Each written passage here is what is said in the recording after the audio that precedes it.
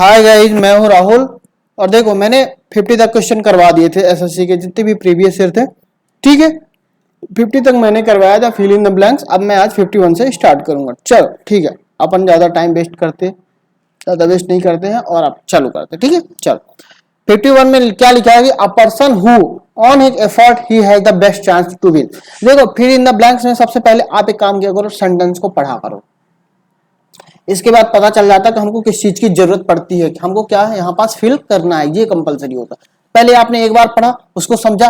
देखो, a person हूं अगर वर्ब नहीं है तो देखो हमको किसी पूरे सेंटेंस का कोई मतलब नहीं पता चल पाता। यहाँ पास हु के बाद हमें वर्ब आनी चाहिए, नहीं है। लेकिन आगे देखो, effort has the best chance to win, यानी उसके पास बेस्ट चांस है जीतने के लिए। तो क्या होना चाहिए यहाँ पास, एक पर्सन को भरोसा होना चाहिए ना उसको, किसके ऊपर, अपने एफर्ट पर। ये लिखा है ना, एफर्ट पर। ठीक, तो यहां पास देखो क्या आएगा, ऑन लगा है यानी ये फ्रेजल वर्ब आएगी। श्योर है कि फ्रेजल वर्ब ही आएगा, इसके अलावा कोई आना है। द मेक्स ऑन का मतलब होता नहीं, पुट्स ऑन नहीं रखना नहीं होगा। यहां पास होगा रियलाइज ऑन। रिले एक होता है रिले ऑन का मतलब होता है विश्वास रखना या किसी के ऊपर डिपेंड होना, है ना, यानी विश्वास रखना।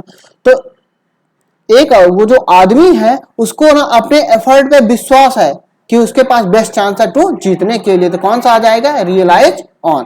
ठीक है, ये देखो IES क्यों लगाया है, क्योंकि ये हमारा प्रेजेंट टेंस में इसको बनाया है। सबको पता होता है कि जब हमारे पास मतलब यूनिवर्सल ट्रूथ या हैबिचुअल एक्शन होते हैं ना, तो अपन प्रेजेंट इंडेफिनिट टेंस में बनाते हैं। ठीक है, इसलिए बाई को हटाकर उसने IES लगा दिया है। ठीक है, तो ये हमारा बन गया है प्रेजेंट इंडेफिनिट टेंस में। ओके, चलो सेकंड 52 नंबर पे, व्हेन ही डाइड रामानुजन, यानी जब रामानुजन मरे, बिहाइंड 3 नोट्सबुक। यहाँ पे देखो वॉज लिविंग, यानी वो जब मरे थे तो उन्होंने 3 नोट्सबुक को छोड़ा था, यानी छोड़ के गए थे। उन्होंने जो लिखा था, तो मरने से पहले उन्होंने बुक को लिखा होगा। यानी सबसे ज्यादा पुराना काम क्या हो गया, किताब का लिखना। तो अब तुम्हें पता होना चाहिए सेंटेंस, वो जो टेंस होता है उसका सीक्वेंस क्या होता है, ये बहुत इंपॉर्टेंट होता है। देखो, सबसे अगर पुराना देखा जाए ना, ये होता है पास्ट परफेक्ट। फिर थोड़ा सा उससे कम पुराना हो जाएगा, हाँ, पास्ट इंडिफिनिट। और फिर थोड़ा सा उससे कम पुराना हो जाता है प्रेजेंट। ये सब तीनों देखो पास्ट के ही बारे में बताया, लेकिन सबसे ज्यादा पुराना पास्ट परफेक्ट, थोड़ा सा पुराना पास्ट इंडिफिनिट, और थोड़ा सा कम पुराना हो जाएगा प्रेजेंट परफेक्ट टेंस।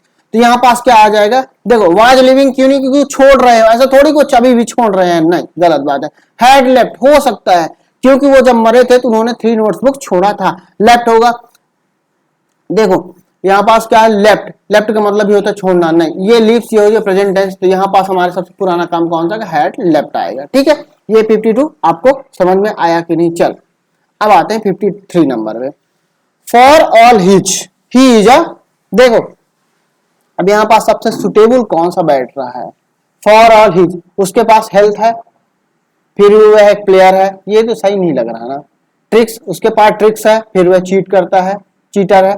यहाँ पास ही चीटर होना चाहिए, ये तो हमारी वर्ब हो गई ना, गलत है। स्टूपिडी यानी फूल, उसके पास बेवकूफी है, ये तो आयरिंग। देखो फर्स्ट नंबर में आएगा फॉर ऑल हिज वेल्थ, यानी उसके पास पैसा होने के बावजूद भी वो, माइजर का मतलब होता कंजूस और वेल्थ का मतलब होता धनी।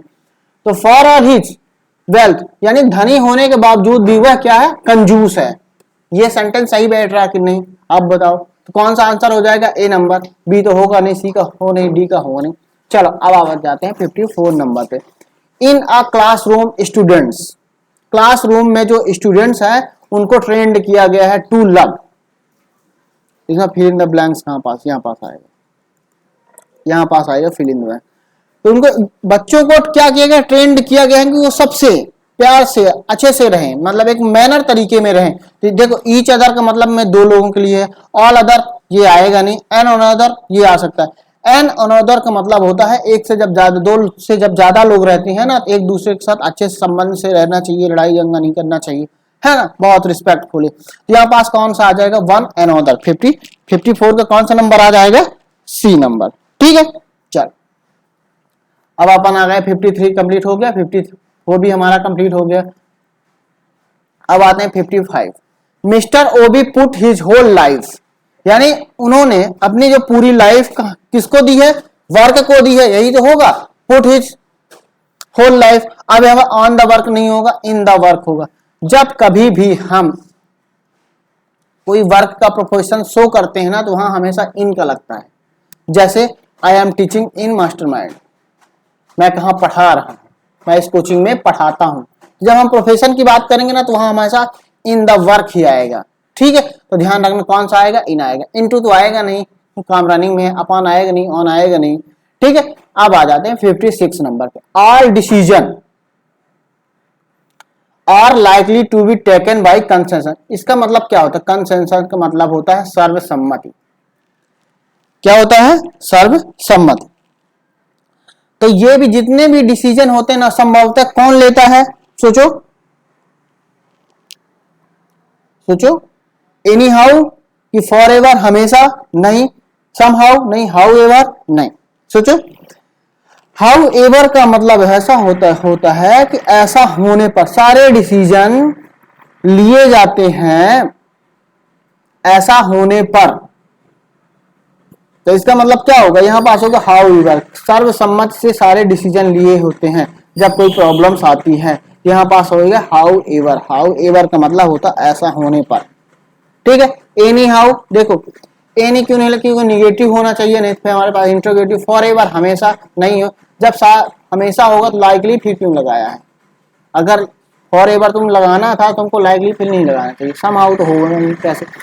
हाउ एवर का मतलब होता है ऐसा होने पर सारे, जब कोई भी प्रॉब्लम आती है ना उनके मतलब ऑफिस जहां वो वर्क करते हैं, कुछ भी करते हैं ना, तो सर्वसम्मति से डिसीजन लिया जाता है। ठीक है, ये आपको समझ में आया होगा।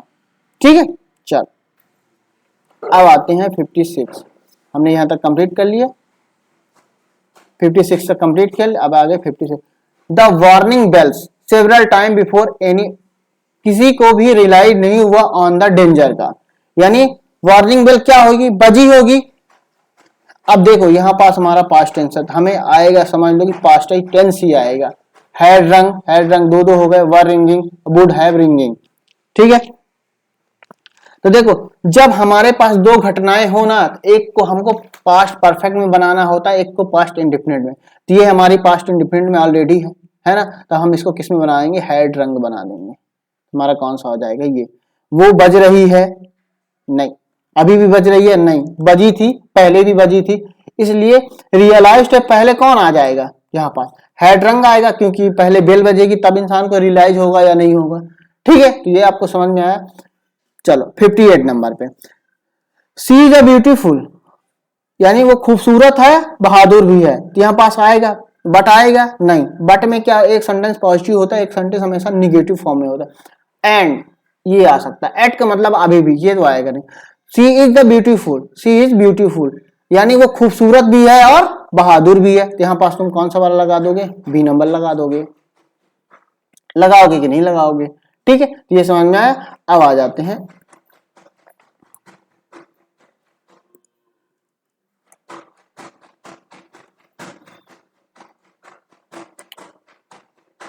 ये तो हमारा समझ में आया ना 58 तक, कोई प्रॉब्लम नहीं। चलो अब आ जाते हैं 59 में। Gandhi ji will in the history as one of the greatest man that ever live. मतलब जब तक वो थे तो ग्रेटेस्ट मैन थे ना, तो उनको क्या किया जाएगा इन द हिस्ट्री में? सोचो, इन द हिस्ट्री में क्या किया जाएगा? सोचो, उनको याद किया जाएगा कि नहीं जाए? गोवाई, गोवाई का मतलब सोचो क्या हो सकता है? गोबाई का मतलब ये होता है कि समझना, गुजरना, ये सब होता है। ठीक है, जैसे हमारे पास है गो ऑन। गो ऑन का मतलब क्या होता है? कि आगे बढ़ना या किसी चीज को जारी रखना। गो डाउन का मतलब होता है कि हमें याद करना, तो गांधी जी को याद किया जाएगा। गो डाउन का मतलब क्या होगा? गांधी जी को याद किया जाएगा। तो आपको समझ में आया गो डाउन। और गो थ्रू का मतलब होता है कि इंक्वायरी करना, जैसे कोई गड़बड़ काम हो गया, जांचना परखना, गो थ्रू। ये तो आएगा ना, तो आंसर कौन सा हो जाएगा? सी नंबर, यानी गो डाउन। गो डाउन का मतलब सी नंबर हमारा आंसर हो जाएगा। ठीक है, अब देखो 60 नंबर। ऑल द एप्लीकेट्स, जितने लोग, जितने भी आवेदक है ना, एप्लीकेंट्स है ना, यानी ये आवेदक हैं। ठीक है, and the result will be announced be. देखो यहां पास हमारे पास पैसिव वॉइस आ गया, ये हमारा पैसिव वॉइस है।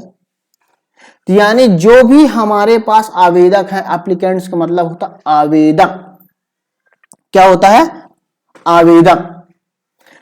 तो यहां पास टू बी रैंक, रैंक आएगा नहीं, देखो हम सबको इनको बताना है कि ये आवेदक हैं, तो यानी हमारा कौन सा फॉर्म लगेगा बताओ, बी का फॉर्म होना चाहिए। तो यहाँ पास हमारा आना चाहिए आर, फिर टू बी रैंक्ड, और अब हमको उनकी क्या बताना है, रैंक बताना है, और रिजल्ट तो अनाउंस किया जाएगा। तो ये पैसिव वॉइस में पूरा का पूरा बनेगा। तो यहाँ पास आ जाएगा आर टू बी रैंक्ड, यानी जो एप्लीकेशन है उनके रैंक और रिजल्ट अनाउंसमेंट किए जाएंगे। तो कौन सा आ जाएगा, ये हमारा पैसिव वॉइस है। पैसिव वॉइस में देखो जो हमारा सब्जेक्ट होता है ना वो काम नहीं करता, जो हमारा ऑब्जेक्ट होता है वो काम करता है, इस बात को ध्यान रखना। ठीक है, अब आ जाते हैं 60 नंबर तक। तो देखो सबको समझ में आया कि नहीं आया। अब आ जाते हैं 61 में। The speaker did not properly space out his speech but went on one point only, यानी जो स्पीकर था ना वो प्रॉपर तरीके से स्पीच नहीं दिया, हर चीज को बखान नहीं किया, लेकिन वेंट ऑन वन पॉइंट, यानी वो वेंट ऑन का मतलब होता है कि किसी मुद्दे पे बात करना। वेंट ऑन यानी उसने एक मुद्दे पर जोर दिया है। देखो ये हमारा निगेटिव हो गया। देखो हमेशा जब कभी बट से रिलेट होगा ना तो एक पॉइंट हमेशा निगेटिव होगा, एक हमारा पॉजिटिव होगा। दो सेंटेंस होते हैं, बट के बाद हमारा दूसरा सेंटेंस चालू हो गया, यहां से लेके यहां तक स्पीच तक हमारा सिंगल सेंटेंस था। तो ये हमारा जब निगेटिव हो गया तो ये वाला हमारा पॉजिटिव। तो क्या होगा, on stressing on the point, went on stressing point only. अब यहाँ पर स्ट्रेस का मतलब होता है कि बहुत ज्यादा महत्व देना, फोकस करना एक ही चीज पे, सोचते रहना। ठीक है, तो यहाँ पास आईएनजी लगा के इसको क्या बना दिया उसने, एडजेक्टिव बना दिया है। यानी वन पॉइंट के बारे में वो बता रहा है कि ज्यादा इसमें जोर दिया गया है। तो speaker did not properly space out his space, यानी जो उसकी जो स्पीच थी उस पर ज्यादा फोकस नहीं किया, लेकिन उसने एक मुद्दे पे ज्यादा फोकस किया है। अवॉइडिंग का मतलब होगा, अवॉइडिंग का मतलब क्या होता है कि उसने अवॉइड किया। तो दो सेंटेंस तो हमारे पास निगेटिव फॉर्म में नहीं आ सकते ना, बताओ नहीं आ सकते हैं, सबको पता है। चल ठीक, अब आते हैं 62 नंबर पर। Tourist always enjoyed the setting sun in the Darjeeling hills. देखो टूरिस्ट हमेशा एंजॉय करते थे, यानी हमारे पास्ट की बात आ गई। The setting sun in the Darjeeling hill, जब तुम ये बताओ, जब तुम खड़े हो या बैठे हो या सो रहे हो, जब तुम सामने वाली कोई ऐसी चीज देखो जो चल रही है कंटिन्यू है, तो अपन किसका यूज करते हैं, वॉच का। तो एंजॉय यानी हमारे पास यहाँ पास वर्ब आ चुकी है, तो वर्ब के बाद क्या है कि नाउन, एडजेक्टिव, प्रीपोजिशन कुछ भी आ सकता है। तो यहाँ पास हम लगा देंगे वॉचिंग। वॉचिंग में क्या होता है कि इसमें हम आईएनजी लगा के इसको हम एडजेक्टिव फॉर्म में कन्वर्ट कर देते हैं, इसको बोलते हैं जिरंड, वो अपन जिरंड में समझेंगे। ठीक है, यहाँ पास कौन सा आ गया, वॉचिंग। इन सीइंग का मतलब नहीं होता जैसे हमने कुछ देख रहा था फिर अचानक कोई सीन आ गया, ऐसा नहीं होता। हम स्पेशली जब किसी चीज को देखते हैं ना तो वापस वॉच का यूज करते हैं। तो वॉच में हमने आईएनजी लगाकर इसको क्या बना दिया, एडजेक्टिव बना दिया। ठीक है, इतना समझ में आया कि नहीं आया। अब आ जाते हैं 63 नंबर पे। किस नंबर पे आ जाते हैं, 63 नंबर पे। अब लिखा है कि a Japanese artist stepped off the coach amidst form of the welcome, यानी जो देखो इसमें ग्रुप की बात कर रहा है, गैंग, सबका कुछ ना कुछ मतलब लिखा है। जैसे ट्रूप का मतलब क्या होता है कि जो सेना की होती है टुकड़ी, सेना की टुकड़ी। ठीक है, यहाँ पास अब जापानीज जो आर्टिस्ट हैं, तो जो आर्टिस्ट का ग्रुप होता है ना इसको ट्रूप, TROUP इसको बोलते हैं। ये बैंड का मतलब होता है जो गाने बजाने, जो गाना बजाते हैं सब बैंड, शादी में बैंड पार्टी होती है ना तो बैंड होता है ना उसको बैंड बोलते हैं। और ये गैंग का मतलब होता है जो क्रिमिनल लोगों का ग्रुप होता है उसको गैंग बोलते हैं। तो ट्रूप का मतलब जो आर्टिस्ट लोगों का ग्रुप होता है उसको बोलते हैं, और इसका मतलब तो सेना होता है, ट्रूप। ठीक है, देखो प्रोनाउंसिएशन दोनों का सेम ही है, लेकिन जब हमको मीनिंग से पता चलता है तो कौन सा आएगा, ये वाला आएगा। अब आ गए 64 नंबर पे। Today student should be reconciled. Reconciled का मतलब होता है कि मनवाना, यानी बच्चों को क्या गया है, मनवाया गया है। ये भी हमारा पैसिव फॉर्म में दिया गया। देखो आज के डेट में ना जब एग्जाम में क्वेश्चन आते हैं ना तो वो थोड़ा थोड़ा डिफरेंस, बहुत माइन्यूट डिफरेंस देता है। और हमेशा देखो टेंस में देखो सबसे बन जाता है, लेकिन जब पैसिव पैसिव आती है वहां लोग फंसते हैं, इसलिए वो कोशिश करता है कि हमेशा पैसिव फॉर्म में ही रखें। तो student should be reconciled the way things are changing. तो रिकंसाइल्ड के साथ हमेशा क्या आता है, विथ, यानी बच्चों को मनाया गया है, जो चीज चेंज करने के लिए कर रहे थे। तो यहां पास कौन सा आ जाएगा, विथ आ जाएगा। ठीक है, अब आते हैं 65 नंबर पे। Ramappa as the mayor of the town he will assume charge this Friday. ठीक है, यानी ये बताओ रमप्पा कहीं ना कहीं इलेक्ट हुआ होगा, कहीं ना कहीं उसको सेलेक्ट किए होंगे या नेताजी बना होगा, क्योंकि मेयर की बात कर रहा है ना। मेयर का मतलब क्या होता है, जैसे गांव का मुखिया, क्या होता है गांव का मुखिया, वह चुना गया होगा ना कहीं से। तो ये बताओ जब गांव का मुखिया चुना जाएगा, फिर से देखो पैसिव वॉइस की उसने बात किया है कि नहीं किया, किया है। तो पैसिव वॉइस में क्या क्या होना है, हमारे पास बी का फॉर्म होना चाहिए, वर्ब की थर्ड फॉर्म। तो वर्ब की थर्ड फॉर्म किस में लिखा है, सी नंबर में। देखो ये विल एज्यूम यानी फ्यूचर की बात कर रहा है, तो इससे पहले क्या हुआ होगा, हमारे से प्रेजेंट की बात हुई होगी कि नहीं होगी यहां पर। तो ये हो जाएगा सी नंबर इज इलेक्टेड, ये हो जाएगा हमारा आंसर। इस बात को ध्यान रखना, इज इलेक्टिंग यानी चुना जा रहा है, ऐसा तो हो नहीं ना। अब रमप्पा किसी को चुन रहा है, नहीं, वो खुद चुना गया है, अपॉइंट हुआ है। तो यहां पास कौन सा आएगा, इज इलेक्टेड। 66 नंबर पे, as he proved inefficient the company him. देखो ये प्रूफ हो गया कि वो सक्षम नहीं है, अयोग्य है, असक्षम है कंपनी के लिए, इसलिए कंपनी ने उसको क्या किया होगा, रिजेक्ट। नहीं, रिजेक्ट का मतलब ये होता है जैसे मैं बैठा हूं, आप मेरे पास कोई चीज चेक करवाने के लिए, तो मैंने रिजेक्ट कर, ये सही नहीं है। इजेक्टेड का मतलब होता है निकाल फेंकना, नहीं। इविटेड का मतलब होता है बेदखल कर देना, जैसे हमारे पापा के पास प्रॉपर्टी है, हम दो बेटे हैं, तो हम अपने भाई को हटा दें। इवेक्टेड का मतलब ये होता है। इजेक्टेड का मतलब निकाल फेंकना, रिजेक्ट का मतलब जैसे कोई चीज आप मेरे पास लाए दिखाने के लिए सही है कि नहीं, तो हमने उसको रिजेक्ट कर, ये सही नहीं है। अब एक्सपेल्ड का मतलब ये होता है प्रोफेशनल तरीके से हटा देना, यानी कंपनी ने उसको क्या कर दिया, एक्सपेल्ड कर दिया, यानी उसको निकाल दिया। तो आंसर कौन सा हमारा हो जाएगा, एक्सपेल्ड। सी नंबर ऑप्शन नहीं होगा, बी नहीं होगा, ए नंबर नहीं होगा, तो कौन सा होगा, डी नंबर हमारा ऑप्शन होगा। ठीक, अब आते हैं 67 नंबर पे। Most people are influenced by advertisement and tend to believe the claims made about the product. यानी देखो जब कभी भी एडवर्टाइजमेंट करते हैं ना, तो लोग बहुत ज्यादा कलरफुल, बहुत ज्यादा अट्रैक्टिव बनाते हैं, जिससे लोगों को एकदम इफेक्ट पड़े, सीधे इफेक्ट उनके माइंड पे पड़े, ये चीज बेस्ट है। तो यहाँ पास कौन से होगी, कलरफुल। है तो अग्रेसिव बनाएंगे तो ऐसा हो नहीं सकता। इफिशिएंट सक्षम है, नहीं, सक्षम तो वो यूज करने के बाद पता चलता है ना, लेकिन यहाँ पास एडवर्टाइजमेंट, विगोरस मतलब ऊर्जावान होना, नहीं, ऊर्जावान एडवर्टाइजमेंट को थोड़ी बनाया जाएगा, नहीं, कलरफुल। तो कौन सा आंसर होगा, कलरफुल। अब 68 नंबर है, the cost of is rising rapidly in the city. अब देखो यहां समझना तुम कौन सा भरोगे, इन द सिटी यानी द कास्ट ऑफ यानी किसी की जो कीमत है ना बढ़ रही है, प्राइस है बहुत ज्यादा बढ़ रही है। तो बी होने का तो आएगा नहीं, एग्जिस्टिंग का तो होएगा नहीं। सर्वाइविंग का हो सकता है, लेकिन नहीं, सर्वाइव करना कोई बढ़ना नहीं होता कि ये इसमें इंक्रीजमेंट हो रहा है, नहीं, लिविंग। अब देखो the cost of living in the rising rapidly in the city, यानी इस सिटी में जो रहना है ना उसकी कास्ट जो धीरे धीरे करके बहुत बढ़ती जा रही है। जैसे देखो पहले इंदौर में क्या होता था कि 3000 में रूम मिल जाते थे, आज के डेट में 6000 8000 से पहले रूम ही नहीं मिलते। यानी इन द सिटी में क्या रहने के लिए जो कास्ट है ना वो धीरे धीरे करके क्या हो रहा है, बढ़ता जा रहा है ना। तो इसमें कौन सा आंसर हो जाएगा, डी नंबर, लिविंग। अब देखो लिव का मतलब होता है रहना, तो इसमें फिर से आईएनजी लगा के फिर से इसको एडजेक्टिव और नाउन बना दिया जाता है, इसी को जिरेंट बोल दिया जाता है। लोग कंफ्यूज रहते हैं जिरेंट क्या होता है। ठीक है, आ गए 68 नंबर पे तक हमारा हो जाए कंप्लीट। ठीक है, अब आते हैं 69। The meeting is because the fund have not arrive. इसका मतलब ये हुआ कि फंड अभी तक नहीं पहुंचा, इसलिए। बिकॉज का मतलब हमेशा होता है क्योंकि, जब हमारे पास फंड नहीं पहुंचेगा तो हमारी मीटिंग क्या हो जाएगी, क्या होगी बताओ, मीटिंग को टालना पड़ जाएगा, पोस्टपोन करना पड़ जाएगा। तो पुट ऑफ का मतलब होता है टालना, यानी पोस्टपोन कर देना, एक्सपेक्टेड डेट फिर दे देना कि अब होगी अब नहीं होगी। तो इसमें सीधे से पुट ऑफ, पुट इन का मतलब होता है पेश करना, पुट ऑफ का मतलब दूर रखना होता है। अब पुट आउट का मतलब सोचो क्या होता है, 69 डी नंबर में क्या आएगा 69 में, सोचो। पुट आउट का मतलब होता है कि जैसे बुझाना, मान लो कि कोई आग लगी है, कोई भी प्रॉब्लम, तो वहां पास तुम पुट आउट कर सकते हैं।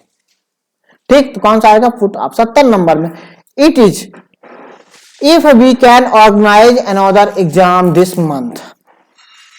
अब यहां पास देखो इफ लगा है, इसका मतलब ये सबको पता है कि डाउट है। इफ का मतलब होता है यदि ऐसा होगा, यदि ऐसा हो, यानी कंफर्म नहीं। अनलाइक का मतलब संभवतः इम्प्रैक्टिकल होगा नहीं। अनश्योर, अगर अनश्योर लगाता तो इफ नहीं लगाता, ये तो निश्चित है नहीं, तो यहाँ पास होगा इट इज डाउटफुल, ये पूरी तरह से डाउटफुल है कि एग्जाम ऑर्गेनाइज होगा इस मंथ की नहीं होगा। कौन सा वाला सही हो जाएगा? इट इज डाउटफुल, यानी 70 नंबर। Thank you.